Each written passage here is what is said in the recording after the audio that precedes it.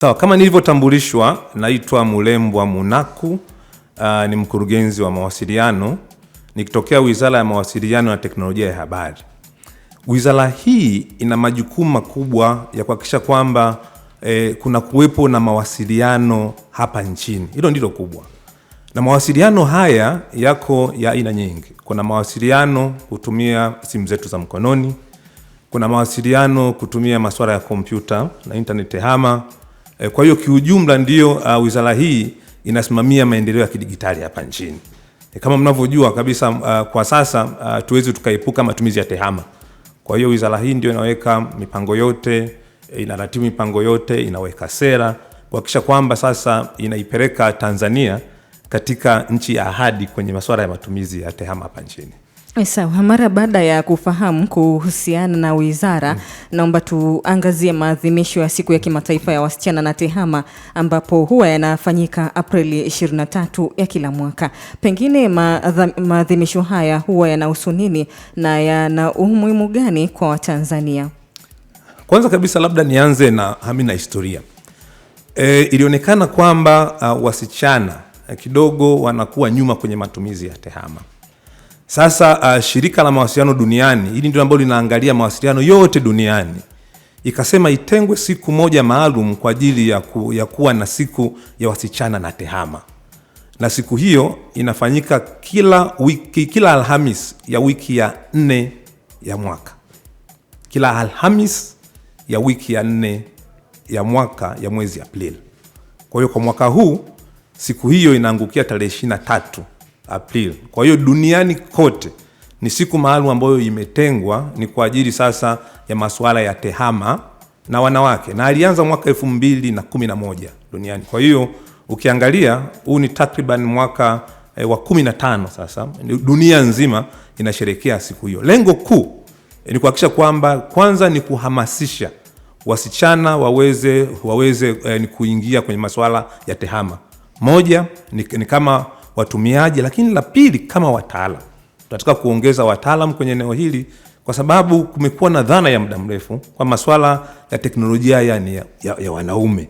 Kwa hiyo tunajaribu kupunguza ule wigo, kuhakikisha kwamba wasichana wengi sasa waweze kuingia kwenye masuala ya tehama, wasichana wengi wawe wataalamu katika masuala haya, hata masuala ya matumizi ya tehama yaweze kuwanufaisha wao vile vile wakiwa kama wataalamu, lakini vile vile waweze kunufaika kwa masuala fulani ya kiuchumi.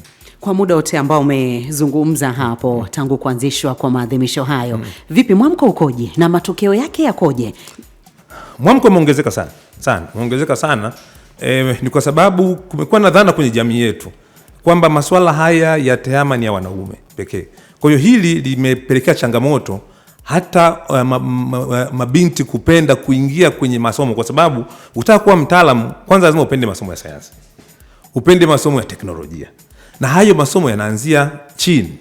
Kwa hiyo sasa hivi kumekuwa kuna mwamko angalau ni kwa wasichana kupenda kusoma masomo haya ya teknolojia na sayansi, nikiwa na maana kusoma hisabati, kusoma sayansi yenyewe, kusoma uhandisi.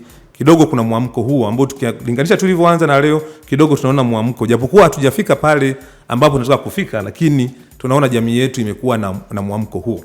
Na kumekuwa na matokeo mbalimbali yameanza ni kuonekana. Ni kwa mfano tumefikia Tanzania ambapo baadhi ya wasichana wanaanza mashindano kwa masuala ya tehama duniani wa Tanzania. Na mwaka 2023 shirika hili ambalo nimesema la mawasiliano duniani ambalo linaandaa mashindano kila mwaka, mwaka 2023 kuna wasichana walishinda duniani wa Tanzania, walikuja na programu yao inaitwa Up for Girls, walishinda duniani na wakapata tuzo. Kwa hiyo hii inaonyesha kwamba Tanzania tunaanza kupiga hatua, sio ndani tu, hata kimataifa. Sasa hivi mabinti zetu wanaanza kwenda kimataifa na wanashindana, na mashindano hayo sio ya wasichana peke yao na wanaume, ni wote, yani wanashindana wote, lakini wasichana wakashinda. Kwa hiyo hii inaonyesha kwamba angalau mwamko unaongezeka ndani ya nchi, lakini vile kimataifa. Sawa, maadhimisho ya mwaka huu yanabebwa na kauli mbiu ambayo inasema akiliunde kwa maendeleo. Akiliunde kwa maendeleo inamaanisha nini hii kwanza kwa jamii? Maadhimisho ya mwaka huu yanasema akiliunde kwa maendeleo wasichana wakichagiza mustakabali wa kidigitali. Hii maana yake kwanza kabisa tunataka ni kuhamasisha jamii kwamba wasichana wanaweza katika masuala ya teknolojia. Hilo la kwanza. Lakini la pili, kuondoa ile dhana ya kuonyesha kwamba masuala ya tehama ni ya wanaume pekee. Kwa hiyo kauli mbiu inajaribu ni kuhamasisha jamii ione kwamba masuala haya sio ya wanaume pekee na wasichana wanaweza. Lakini la tatu ni kuhamasisha vile vile wasichana waweze kupenda masomo ya sayansi na teknolojia, wayapende. Lakini lingine ni swala tumesema akili unde na maendeleo. Ni kwa nini akili unde na maendeleo? Kwanza akili unde ni nini? Nianzie hapo. Watu wengine wanasema akili unde, wengine wanasema akili bandia, wengine wanasema kizungu kidogo wanasema artificial intelligence. Ni kitu gani hiki? Akili unde kwa lugha rahisi ni programu ya kompyuta ambayo inaweza ni kubuni kufikiri kama binadamu, kufikiri, kutunza, kutafakari, kufanya maamuzi kama binadamu. Kwa hiyo ni watu wanaitengeneza ili iweze kufanya hayo. Hiyo ndiyo akili unde. Kwa hiyo tukiangalia kwa teknolojia ya sasa, teknolojia hii ya akili unde au wengine wanaita akili bandia kutokana kwamba inaweza ikafanya kama binadamu. Ndio maana ikaitwa akili bandia, akili unde. Dunia ya sasa ndio tuko hapo. Matumizi ya akili unde ni makubwa sana, basically kwa maendeleo, nikiwa na maana kwenye nyanja zote, sekta zote za kiuchumi, akili unde uikosa. Nenda kwenye kilimo, nenda kwenye afya, nenda kwenye utangazaji. Hata nyinyi waandishi wa habari mnatangaza hapa, mnaweza mkaitumia akili unde ikawasaidia kwenye shughuli zenu za utangazaji, uende kwenye masuala ya biashara. Kwa ndio maana akili unde kwa maendeleo tunachagiza mabinti ama wasichana waweze kuitumia akili unde kwa ajili ya maendeleo ya kijamii na ya kiuchumi.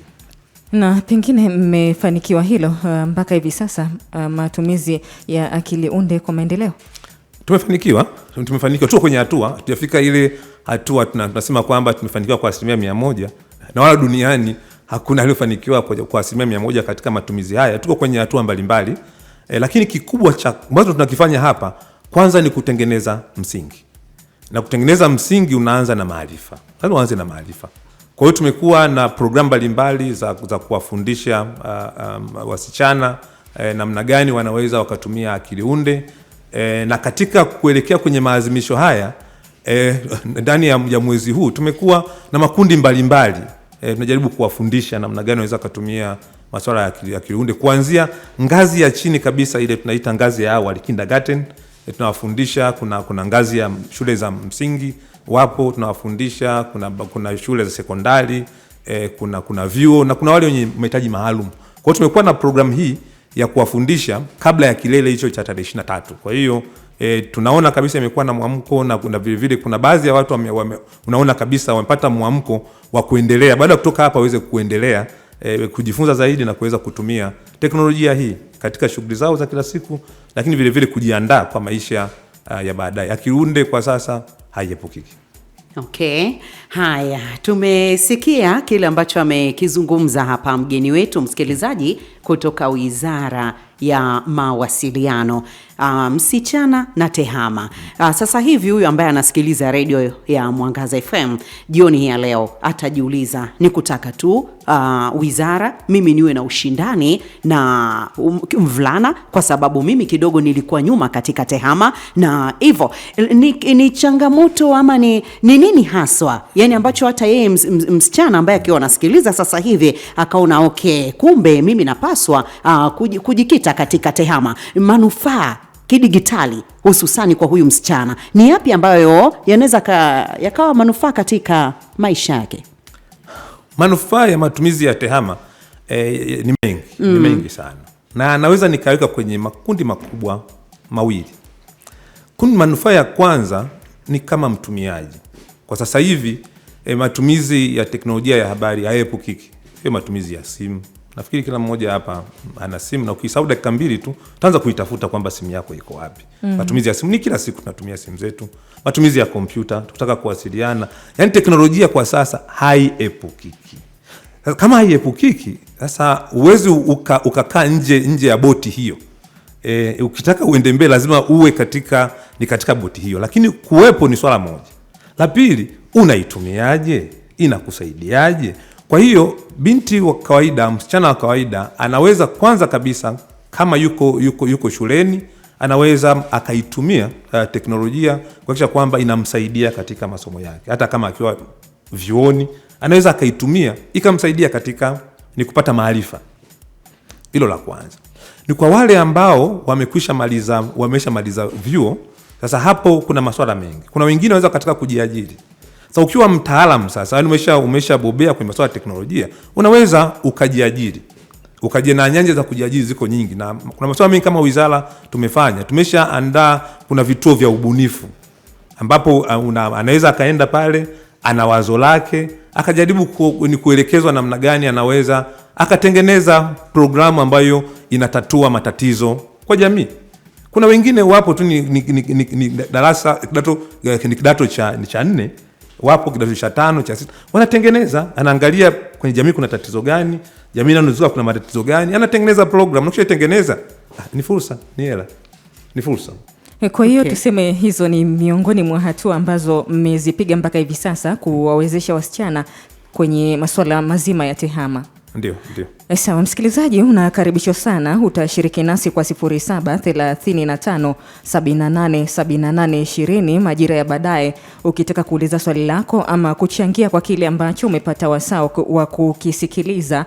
Na kama ambavyo tumekuambia awali, tuko na mgeni wetu, ni mkurugenzi wa idara ya mawasiliano Bwana Mulembwa Munako. Ameeleza mambo mengi sana mpaka hivi sasa, Cynthia, na tunazidi kusonga mbele.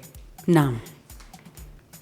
Imekaa njema, yes. Tuendelee mbele zaidi kwa sababu yule msichana ambaye alikuwa anajiuliza kwa nini tehama. Ndio. Lakini jibu kamili tayari limeshatolewa. Hata mimi pia nimehamasika, nikirudi nyumbani naenda kumwambia Nancy, ulikuwa unakimbia science, sasa naomba uipende science. Kwa sababu ulimwengu wa teknolojia na ya mawasiliano inahitaji mtoto ambaye kidogo angalau ana uwezo katika masomo ya science. Sawa, basi tuzidi kusonga mbele Bwana Munako, na tamani kwa hivi sasa tufahamu pengine ni changamoto zipi ambazo zinawakabili wasichana kufikia zile fursa za kidigitali. Changamoto zipo na zipo nyingi. Kwa sababu huyu msichana ama binti anakuwa yuko kwenye mazingira. Kwa hiyo kuna changamoto nyingine za kimazingira. Kuna nyingine bado wazazi bado hawapi fursa hizi wasichana kuhakikisha kwamba wanashiriki kamilifu ama wanapenda masomo ya tehama.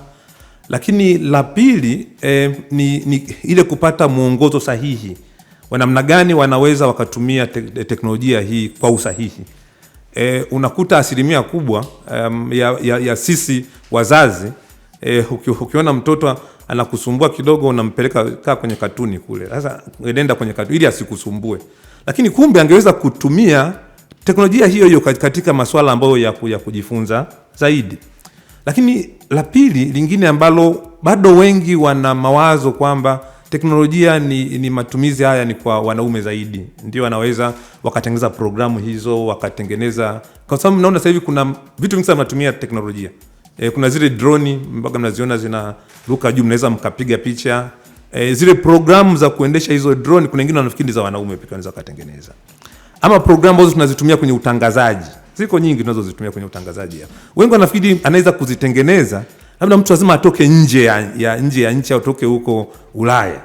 Programu zote zinaweza zikatengenezwa, ni swala la mtu kuwa na maarifa. Na hizo zinaweza zikatengenezwa na wasichana na wavulana. Sasa ukiangalia kwa asilimia kubwa wavulana ndio wako wengi katika hili. Nitakupa mfano mimi wakati ninasoma, mimi nimemaliza chuo kikuu Mlimani pale UDSM. Nimesoma computer science. Darasa letu lilikuwa lina wanafunzi 26. Lakini kati yao ni 4 tu walikuwa wasichana, kati ya 26. Na ukiangalia na nyoka ukiwauliza walifikaje pale, wengi wanasema ilikuwa ni jitihada zao tu binafsi, lakini ule msukumo wa kijamii ulikuwa haupo. Kwa hiyo ndio maana tunakuja na program sasa ya kuweza kuwasukuma. Na changamoto nyingine ambayo ipo, wengi unakuta ni woga. Yaani woga anaona kwamba haya labda sitayaweza. Kuna wengine wanaogopeshwa, wanaambia masomo ya sayansi magumu. Wengine wanaambiwa hisabati ngumu. Hapana, si kweli. Hisabati sio ngumu, sayansi sio ngumu. Kwa hiyo tuwaambie mabinti zetu kwamba wanaweza. Kwa hiyo kama jamii kuondoa changamoto hizo, tuwaambie binti zetu wanaweza. Na wengi tumeshawaona, kuna mabinti wengi wanafanya vizuri hata kulikoni wavulana. Fanya vizuri sana kwa sababu walisukuma wakaambiwa wanaweza. Okay. Haya, hapo Lili, samani kabla hujaendelea mbele, kama wizara sasa mmejipangaje? Kwa sababu umeonyesha kabisa mfano kuhakikisha haya ambao unazungumza, elimu inapatikana kuanzia shule ya msingi, kwamba hapa mimi natakiwa nipende masomo ya TEHAMA. Kwanza kabisa kama wizara tunashirikiana kwa karibu sana na Wizara ya Elimu. Na mkiangalia Wizara ya Elimu imefanya vitu vingi sana kuhakikisha kwamba angalau sasa matumizi ya TEHAMA kwenye mashule yanaongezeka.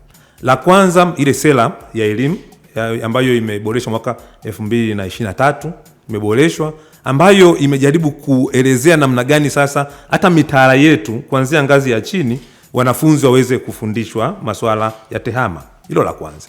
Lakini vile vile kuna jitihada kubwa za kupeleka hizi maabara za kiteknolojia kwenye ngazi ya mashule sekondari, primary, ili waweze ni kujifunza masuala ya wakiwa mashuleni, kwa sababu ukisubiri mtu ajifunze katika ngazi, ametoka ngazi ya chini kidogo, inakuwa ni changamoto kubwa sana. Kwa hiyo njia pekee wanasema samaki mkunje angali mbichi. Sio hivyo. Lakini kama Wizara ya Mawasiliano tumeona tuje na swala linaloitwa la klabu za kidigitali, ambapo sasa kwenye klabu za digitali tunahamasisha shule zenye katika shule waweze kuwa na klabu. Ni klabu kama ni kikundi mjumuiko pale shuleni wa wanafunzi ambao sasa wanajadili masuala ya kidigitali.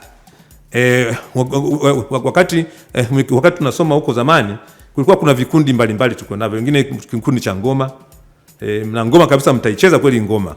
Mtacheza ngoma. Kuna wengine ni vikundi vidogo vidogo vya michezo. Sasa tumesema na wao wana vikundi vya kidigitali. Kuna vile vikundi vingine vilikuwa kwa ajili walikuwa wanaita cha mdahalo. Kuna vikundi vya midahalo vilikuwa kwenye shule mbalimbali. Kwa hiyo tumekuja na hamasa hiyo, na kwa sasa jumla ya vikundi 778 nchi nzima vimeanzishwa. Na vikundi hivi viko katika ngazi zote, kuanzia ngazi ya kindergarten, primary, sekondari, chuo kikuu, ili waanze mijadala na kusaidiana katika ngazi hicho. Hilo limefanyika. Maadhimisho yanalenga tu wasichana ambao wako mijini au hata vijijini. Vijijini mnawafikiaje siku ya maadhimisho? Maadhimisho haya hayaangalii watu wa mijini pekee. Yanaangalia wasichana wote walioko mijini na vijijini. Na tunatambua kabisa changamoto za mijini na vijijini zinatofautiana.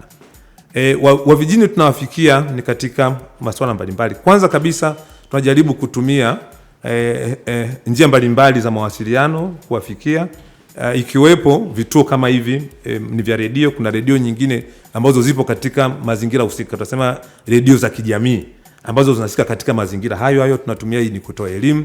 Lakini vile vile tuna programu mbalimbali za kuhakikisha kwanza tunapeleka mawasiliano vijijini, kwa sababu nimekwambia wizara hii ndio wizara inawajibika kuhakikisha kwamba kila Mtanzania anapata mawasiliano hapa. Kwa hiyo kuna programu ya kuhakikisha kwamba tunapeleka mawasiliano ya simu na mawasiliano ya internet vijijini. Tukishawafikisha vijijini, maana yake sasa hata kuwapelekea kompyuta, kuwapelekea nini, vyote hivyo vinawezekana. Lakini vile vile tunahamasisha asasi nyingine na taasisi nyingine, asasi za kiraia ambazo hata sio za kiserikali, makampuni mengine yaweze vile vile kuwa na programu mbalimbali ya kuweza kuwafikia na kutoa elimu katika masuala yote ya mijini na vijijini. Sasa miongoni mwa kauli ambayo umeisema Bwana Munaku, umesema samaki mkunje angali mbichi. Natamani nifahamu nyinyi pia kama serikali mmejipangaje kuhakikisha hawa wasichana wanajiunga wengi zaidi kwenye masomo ya STEM, yanamaanisha sayansi, teknolojia, uhandisi pamoja na hisabati, ili tuanze kuwakunja ingali wakiwa wadogo, wakifika ile hatua ya juu tunakuja kutoa watu walio bora. Kwanza kabisa kama nilivyosema, swala la awali ambalo limefanyika ni kuangalia ile mitaala. Mitaala imebadilishwa kwa kiwango kikubwa sana, ambacho sasa hivi wanaanza kujifunza masomo hata teknolojia wakiwa katika ngazi ya chini. Nakumbuka mimi wakati ninasoma nimekuja kuiona kompyuta kuiona niko chuo kikuu. Ndio nakuja kuiona kompyuta. Na wakati naiangalia nilikuwa naiogopa hata kuishika, kwamba naona kama nitaiharibu. kwa naogopa kabisa kuishika. Wakati nasomea kompyuta hiyo lakini naiogopa kwa sababu ndio nimeona kwa mara ya kwanza. Lakini kwa sasa hivi tunahamasisha katika ngazi ya chini kabisa kule wanafunzi waweze kujifunza huko. Kwa hiyo serikali kama serikali vile vile inapeleka sasa vifaa, inapeleka kompyuta na kuweza kuhakikisha kwamba kwanza na kuwafundisha walimu wenyewe waweze kujua namna gani ya kuwafundisha wanafunzi, kwa sababu lazima umfundishe mwalimu na mwalimu ajue namna gani ya jinsi ya kumfundisha wanafunzi. Kwa kuna programu kubwa sana kupeleka vifaa vya kompyuta kwenye mashule hiyo. Basically tunafanya sana ni kupitia hata mfuko wa mawasiliano kwa wote. Ina programu hiyo sana kwa kuwafundisha walimu na kupeleka hivi vifaa huko. Lakini la pili, tunaanza kuhamasisha wazazi, kutoa elimu kwa wazazi, kwa sababu kama mzazi asipoelewa maana yake anaweza akawa kikwazo kwa mtoto. Kwa hiyo kuhamasisha wazazi kwamba wahakikishe kwamba watoto wanatumia teknolojia lakini waitumie kwa usahihi. Hili ndilo kubwa zaidi, watumie kwa usahihi. Kama vile atakayofundishwa shuleni, basi hata nyumbani wazazi watusaidie watoto hawa, kwa sababu haiviepukiki, watumie kwa usahihi hata wakiwa nyumbani, wakiwa shuleni watumie kwa usahihi. Okay. Haya, msikilizaji wa Radio Mwangaza FM, sauti ya amani na upendo, ikiwa ni saa 10 na dakika 51.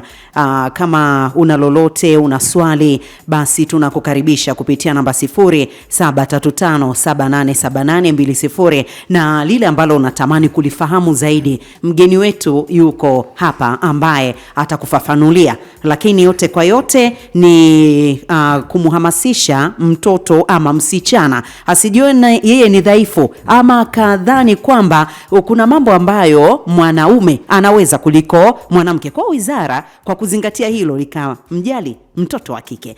Naam, endelea Lili. Sawa. Nilikuwa nataka nimrudishe kidogo nyuma Bwana Munako. Tumewazungumzia wasichana, lakini kuna wale wasichana ambao wana mahitaji yale maalum. Hawa wanafikiwaji? Wako vijijini ndani, wengine wako mijini, na familia nyingi imekuwa ni ngumu sana kuwaonyesha watoto wa namna hii.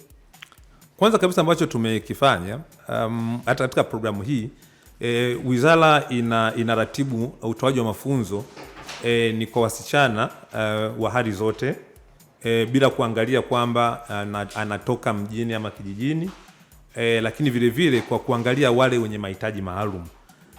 Kama nilivyosema awali, kwa sasa tumekuwa tuna program ya mafunzo ambapo tumeanza mafunzo ya matumizi ya teknolojia, matumizi ya akili unde, matumizi ya droni hizo, kuwafundisha wale mabinti walioko ngazi yao walimeta kindergarten. Wale kindergarten wale. Tumekuwa na programu hiyo ambapo tulichukua jumla ya wasichana 25 mbalimbali za nchi tukawafundisha. Tumechukua wa primary katika kuelekea kwenye maadhimisho anaongelea ambayo yamefanyika sasa hivi. Wa primary na wenyewe tumechukua mabinti 30 na wenyewe tumekaa nao tumewafundisha. Tumemaliza, tumekwenda sekondari, ambapo sekondari tunaanza wiki ijayo. Sekondari ambapo tumechukua 186 kutoka maeneo mbalimbali ya nchi. Wiki iliyopita hii tumemaliza ya vyuo vikuu, na wenyewe tulikuwa kutoka vyuo vikuu tumechukua kutoka UDOM na vyuo vikuu mbalimbali kutoka nchini. Sehemu zote tumejaribu kuchukua maeneo haya kujaribu na wenyewe kuwafundisha. Hiyo tumemaliza wiki iliyopita. Lakini wiki inayokuja sasa vile vile sasa tutakuwa na kundi la wale wenye mahitaji maalum, na wenyewe wanakuwa sasa wana mafunzo ambayo yanaendana. Kwa hiyo hilo lenyewe limezingatia ni kuhakikisha kwamba kuna mafunzo ya wale wenye mahitaji maalum, na wenyewe wako konsta katika ya mafunzo, kwa sababu teknolojia hii anaweza akaitumia yote ile, lakini na yote anaweza kama mtaalamu vile vile. Anaweza kuwa mtaalamu. Asante. Ndio tutakuwa tumemaliza maadhimisho, ama tunatamani kufahamu kitaifa yatafanyika wapi? Kitaifa tutafanyia hapa Dodoma, sababu ndio makao makuu. Yatafanyika hapa Dodoma, ambacho itakuwa tarehe 23 mwezi huu, ndio itakuwa ni kilele sasa cha kuhitimisha yote ambayo tunayafanya. Na tutafanyia mji wa serikali Mtumba. Mji mzuri sana wa serikali ule.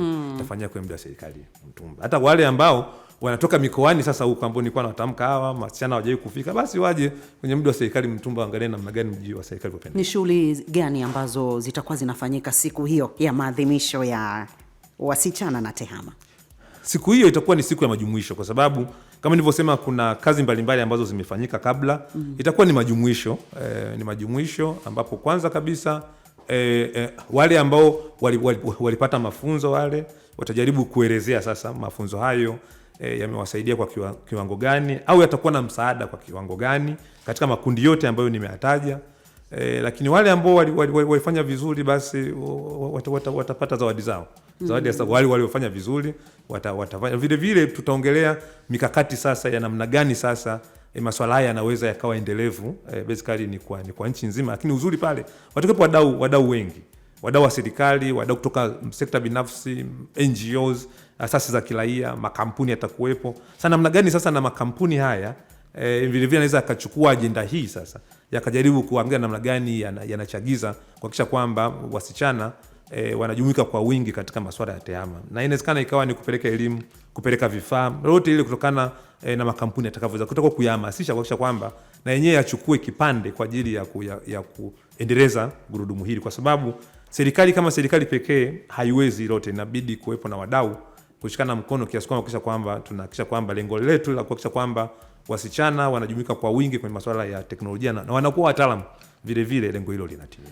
Kama hawezi kwenda huko, mwishoni nafikiri naweza nikatoa nambari ya simu mwishoni kwa ajili mtu mwenye bunifu yake anaweza tu, hata kama unamwona binti yako au kijana wako ana bunifu yote ile au anapenda masomo haya, afanyeje ili aweze kukua katika eneo hilo. Vile vile wanatoa ushauri huo hata kwa kupiga simu, hata kama uko nyumbani, sio lazima utembelee tu, unaweza hata ukaenda ukawatembelea moja au ukatembelea tovuti yao, ipo inaitwa ni Tume ya Tehama. Hata ungea kwenye Google tu wale ukasearch Tume ya Tehama Tanzania utaipata, na mawasiliano yale utayapata pale, unaweza ukaenda huko. Kuna swali la pili umeuliza, wale watu wanasema tuma kwa namba hii. Tuma kwa namba hii, mimi mpangaji wako, mimi baba mwenye nyumba, nitumie kodi yako inakaribia kuisha. Hili lina sura mbili. La kwanza tumejaribu ni kuwaelimisha sana wananchi. Utume namba utume hela kwa mtu unayemjua. Utamtumiaje mtu hela ambaye humjui? Na ndio maana kama wizara sasa tukaboresha. Zamani ulikuwa ukituma hela inakuja tu, natuma hela inakwenda, lakini tukabadilisha. Tukaweka ukitaka kutuma inakuletea jina, ili kumsaidia mwananchi, kweli huyu mtu unamjua kabla hujatuma ile hela. Lakini unakuta hili wengine tu anaona jina sio lenyewe, mtu amjui. Kwa hiyo na hili lenyewe ni changamoto vile vile ni kwa wananchi. Kwa hiyo elimu pekee ambayo tunajaribu kuitoa, wananchi wahakikishe kwamba anatuma namba hela kwa mtu sahihi. Tumeshamrahisishia sisi kama wizara kwamba kabla ya kutuma lije jina, hakikisha kwamba kama una unaweza ukamuuliza hivi, jina lako natokea hili ndilo lenyewe, atakwambia ndio, atakwambia hapana. Kwa kikubwa basically ni elimu, ni kwa wananchi kuhakikisha kwamba hili swala hili wasiweze kutapeliwa kwa wale wanaosema tuma kwa namba hii. Lakini lingine, kuna mtu anaweza kukupigia simu anakuambia jamani, mimi ni kampuni ya simu, ni Vodacom, ni Tigo, ni TTCL. Tumeshawaambia wananchi kwamba pokea simu ambayo inaanzia na namba 100. Namba 100 ndio pekee ambayo tumeshawaelekeza makampuni ya simu kutaka kumpigia mtu namba 100, 100. Nje ya namba hiyo, huyo sio mtoa huduma, huyo atakuwa ni tapeli. Kwa hiyo ukiona namba ianzi 100 akwambia mimi nafanya kazi Vodacom, mwambie wewe ni tapeli. Kwa hiyo haya tumejitahidi kama wizara kuhakikisha kwamba sasa tunamrahisishia mwananchi ili asiweze kutapeliwa fedha zake. Asante. Sawa, dakika ya 12 hivi sasa, ikiwa ni saa 11. Endelea kushiriki nasi kwa 0735787820. Kama una swali lolote, basi karibu uwasilishe swali lako, na moja kwa moja hapa tutapokea simu yako, lakini pia jumbe yako.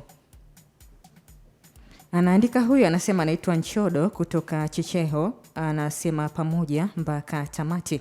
Asante sana kwa jumbe yako. Naomba tuzidi kuelekea mbele. Tumezungumzia masuala mazima haya ya tehama. Vipi upande wa fursa za ajira zinazotokana na wale wanafunzi ambao tunawazalisha? Kwanza kabisa kwa masuala ya tehama kuna fursa zilizopo. Fursa ya kwanza ni fursa mtu anaweza akajiajiri mwenyewe. Hii ndio fursa kubwa sana kwa masuala ya tehama. Unaweza ukajiajiri mwenyewe. Ndio maana unaona kuna wengine anafanya biashara yake akiwa nyumbani, yani hata ana frame. Anakaa tu nyumbani yake, ana mtandao tu, ana bidhaa zake pale, anaweza akafanya biashara. Kwa hiyo kuna fursa ya mtu kujiajiri mwenyewe kwenye eneo la biashara. Siku tunaongelea sana masuala ya biashara mtandao. Unaweza ukafanya hivyo, lakini sio hivyo tu. Fursa nyingine ni kwa wale ambao nataka kuwa wataalamu sasa. Kuna fursa za kutengeneza hizo bunifu mbalimbali ambao ukajiajiri. Kuna mtu tu ametengeneza ni programu yake, ni app yake inatatua changamoto fulani kwenye jamii. Na ukiangalia jamii yetu bado ina matatizo mengi sana. Changamoto nyingi sana ambazo zinahitaji utatuzi wa masuala ya tehama. Kwa hiyo ni fursa nyingine hiyo ambayo ipo, mtu anaweza akajiajiri mwenyewe kwa kutengeneza app yoyote katika sekta yoyote ile. Lakini vile vile ukiangalia sasa hivi taasisi nyingi sana na sekta nyingi sana zinatumia teknolojia. Nenda kwenye kilimo, sasa hivi tunaelekea digitali. Kwa hiyo kuna fursa mbalimbali katika niziwe za ajira, ni kama wataalamu, na kuna wataalamu wa aina nyingi sana.